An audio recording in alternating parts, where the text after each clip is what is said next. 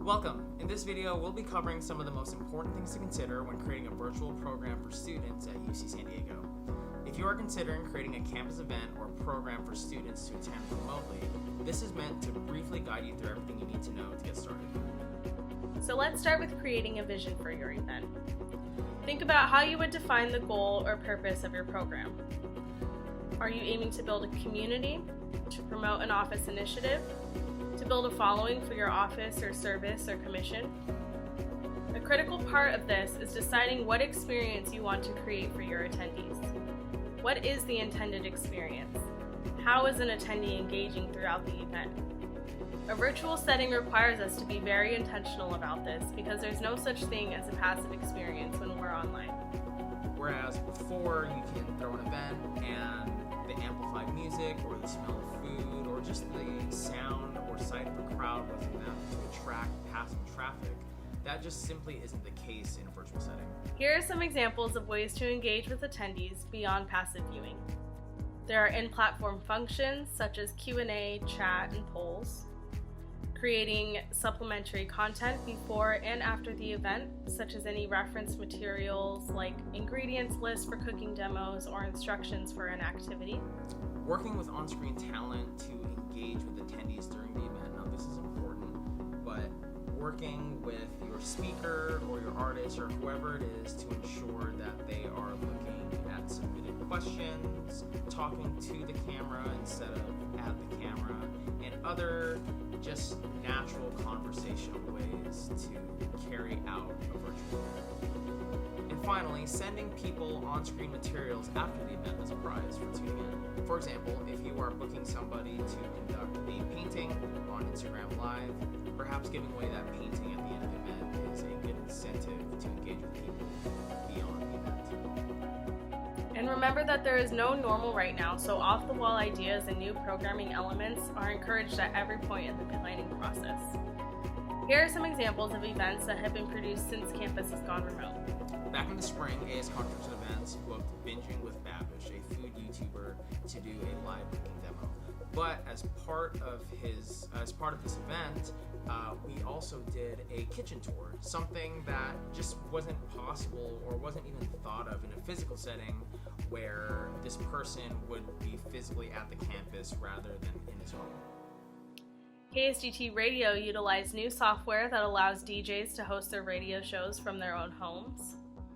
And the Office of Environmental Justice hosted movie nights on Fridays, where they played the movie for students and held a discussion session after the movie ended for students to talk about what they watched and how it related to environmental justice.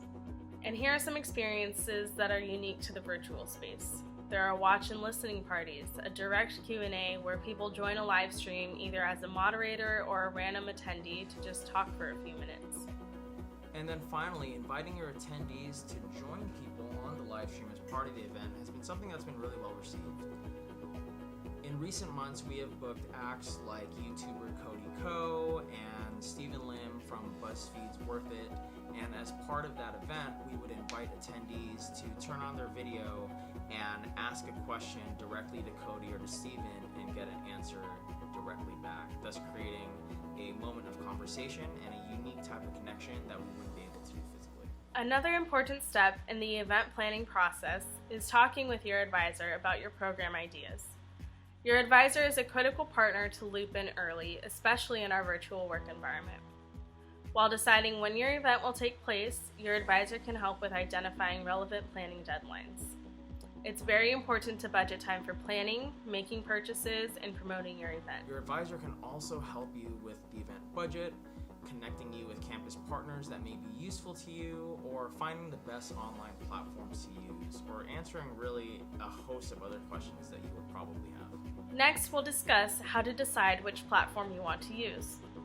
There are common features across most platforms, but certain event elements may hold more weight when choosing a platform, such as the need for multiple speakers or the desire to have it on a mobile-friendly platform. Think through your programmatic needs to help determine which features you'll need. Multiple speakers, Q&A, chat functions, screen sharing. Will participants be joining via mobile or desktop? And what is the expected duration? Is this something that you can tune into the middle for, or do you need to be at a desktop and tune in right from the beginning to get the full experience. Zoom is a popular platform because of our campus license, and you can use UCSD authentication to ensure that participants are UC San Diego students. If you do use it, here are some steps you can use to ensure security. What are your staffing needs on the back end? How many event staff will you need for things like screen sharing or muting and unmuting participants? Finally, we recommend having a test session to play with each platform, using made-up accounts to get a feel for the function of what an attendee would see while they're at the event. Accessibility, functionality, and all these other things are not mutually exclusive, but they are definitely categories that you'll need to address individually in order to hone in on the right platform for you.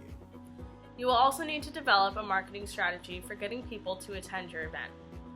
Marketing resources available to you include ASPR at ucsd.edu, Facebook, Instagram, the AS newsletter, AS Council listserv, virtual student union, and more. Perhaps you're already familiar with developing a marketing plan for in-person events. Marketing an event in a virtual setting comes with a few key differences. An event needs to be of much higher interest to an attendee to actually tune in. That experience we're used to of attending things just because you heard music or smelled food or even just to do something fun with your friends isn't existent anymore. So that will factor into what your event is and how you market it too. There's a higher bar and standard for digital content, so be sure to have marketing assets that look great, communicate the info clearly, and are posted in the correct locations based on who you're marketing to. Many marketing fundamentals still apply, so give yourself and your team ample time. Use clear communication, utilize all the different marketing channels available to you, and be strategic about targeting your audience. Finally, let's talk about giveaways. Giveaways can be a fun and creative way to increase turnout at your event. General guideline is that the gift card or prize should be under $75. You must collect a recipient's name and PID to give them their prize. Be sure to work with your advisor to make these purchases and create a plan for how they will be claimed and awarded to the winner. Examples of prizes from spring semester include grocery store gift cards, Grubhub gift cards, and kitchen and cooking tools. If you would like to give an item instead of a gift card, we will need the student to consent to giving you their home mailing address. Have a conversation with your advisor about the items you would like to give out, and be sure to give yourself plenty of time. Thank you so much for watching, and we wish you the very best as you create virtual programs for your campus community. Please reach out if you have any other questions about planning virtual events.